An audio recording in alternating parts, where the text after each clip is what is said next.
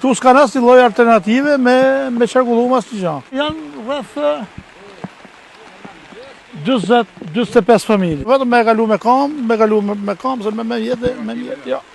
Me mjetë akret e pa kalushme.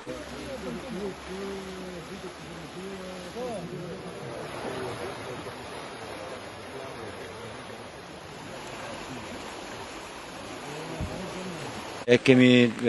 krijuar një mundësi lidhje të fshatit momentale, por që kjo është jashtë çdo lloj mundësie dhe force të bashkisë për të edhe kapaciteti për ndërhyrje dhe për të dhënë zgjidhje. Jemi bashkë me prefektin dhe drejtorin rajonal të AKMC-s për të shikuar dëmet dhe mësisht ju kërkoj edhe këtu publikisht që ashtu si e diskutuam që të mund të sa më shpejt të sjellni një grup pune të specializuar që të mund të nxjerrim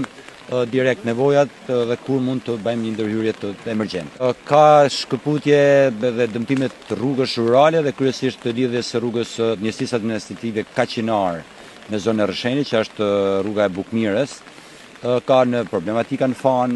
të dëmtimit qoftë edhe të turbinave, të urave, të lidhjeve të fshatrave me rrugë kryesore, por që aty është më mundshme rehabilitimi edhe me forcat dhe kapacitetet e bashkisë, cilat janë terren dhe po ndërhyjnë, por ato cilat janë jashtë mundësive, janë siç është kjo urë këtu që po e inspektojmë dhe të shohim tani ndërhyrjen që të kemi. Në të gjitha rastet që bashkitë apo drejtuesit e bashkive apo emergjencat civile të bashkive kanë paraqitur problematika, ne në bashkëpunim me Agjencinë Kombëtare të Mbështetjes Civile kemi qenë prezent, kemi identifikuar problematikën dhe rrjedhimisht pastaj ne do kërkojmë mbështetje nga strukturat e tjera të emergjencave civile për me specialistë, konkretisht me specialistë për katës, për të vlerësuar situatën dhe për të propozuar mënyrat e zgjidhjes në mënyrë që mos të pengohet qarkullimi i banorëve të fshatit Jezull apo edhe furnizimi me ujë të pishëm i këtyre banorëve. Por ndërhyrja e institucioneve apo ministrisë do të jetë gjithnjë suport kur problematika i të kalon mundësitë e bashkive apo të gjitha strukturave lokale apo territoriale.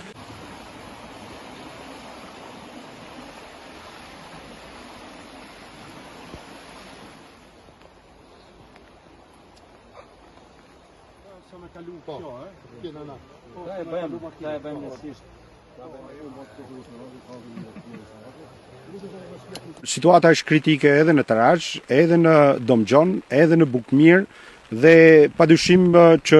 projekt buxheti i cili sot po diskutohet dhe unë u detyrova të lej parlamentin për të ardhur direkt dhe për të parë edhe situatën nga afër, do i kërkojmë qeverisë dhe emergjencave civile që të vënë dorën dhe detyrimisht të rrisin fondet, sidomos për zonën Mirditës dhe për gjithë qarkun e Lezhës, për shkak sepse është bërë një gangrenë e përvitshme, përmbytjet, prishjet, bllokimet e rrugëve dhe padyshim është e pamoralshme që edhe diskriminimi që po ndodh me zonat e veriut në lidhje me buxhetin. Po ti shihni, buxheti nuk është asnjë dhjeta e qarqeve të cilët jepen në zonat e jugut. Unë kam theksuar edhe në komisionet përkatëse në diskutimet me ministrat respektiv, padyshim që ne si deputet të qarkut dhe unë bashkë me deputetet e tjerë do ngrejmë zërin në mënyrë që investimet të jenë investime dinjitoze dhe Mirdita ka nevojë për investime shumë dhaja në rrugë dhe po të shohësh infrastruktura e Mirditës është pothuajse e shkatruar totalisht. Janë fshatrat e tëra të cilët nuk kanë rrugë lidhëse dhe nuk është normale, po ashtu ujësjellsa që